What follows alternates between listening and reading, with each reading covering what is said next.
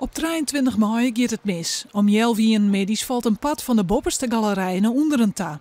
Het gaat om een stuk van zo'n 4 meter breed. Uit wijdwijdig onderzoek komt naar boven dat een flater in de bouw in de 60er jaren de oorzaak west had van het ongeluk. Zoals je in het model ziet, zie je een scheur ontstaan.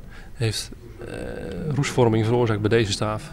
Doordat alle staven zijn verroest, is de plaat naar beneden gevallen. Hoe kan het dat er een scheur ontstaat in zo'n plaat? Kan verschillende oorzaken hebben. Wij vermoeden dat al gelijk na de bouw die scheur is ontstaan, omdat de roestvorming vele jaren heeft moeten plaatsvinden.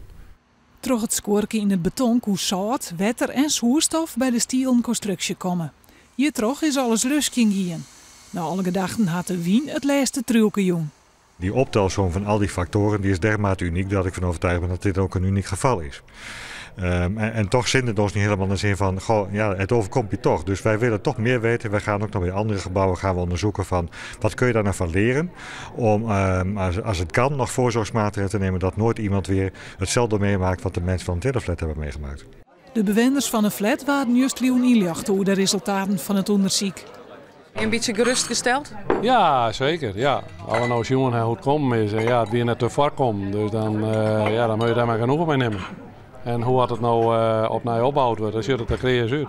Ik vind nog eigenlijk weinig. Ik had net zo'n heel goed gevoel bij. Ik kan het net verder uitlezen eigenlijk. Nee. Wil je nog wel weer waarom? Ik wil wel weer waarom, maar dan moet ze mijn flat eerst tochtvrij en een lekkage met voort. Dan wil ik wel weer waarom, maar net zo. Nou, wij vertrouwen daar niet meer.